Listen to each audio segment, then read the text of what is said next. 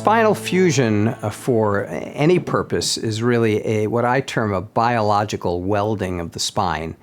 We generally place screws into the vertebrae or the building blocks, and we span a number of these vertebrae and motion segments with metal rods, usually made out of titanium or cobalt chrome.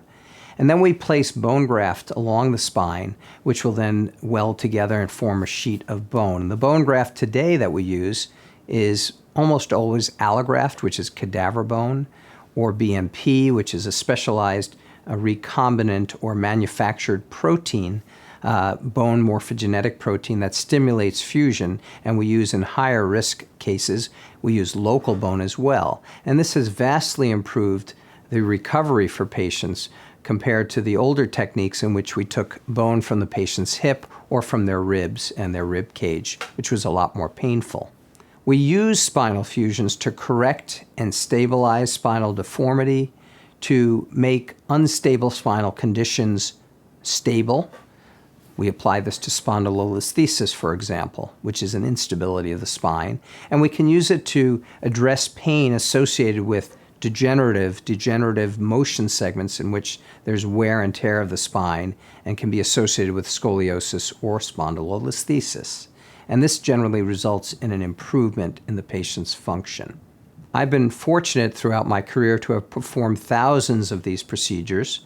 I've been involved in developing new techniques for screw placement and maintain efficiency in the operating room by being very attentive to the detail of our procedure, by working with a two-surgeon team, having a plastic surgeon perform the closures, and using power tools that improve accuracy and safety in terms of decreasing blood loss, lowering infection rates, and actually lowering complication rates, including reoperations.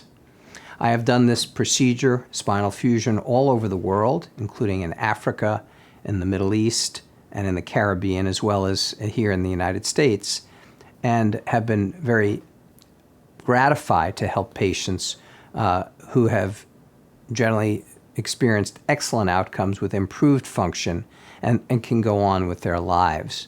My focus throughout my career has been in the area of scoliosis and spinal deformity correction, kyphosis, spondylolisthesis, and flat back deformities, as well as other conditions in both the pediatric and adult populations.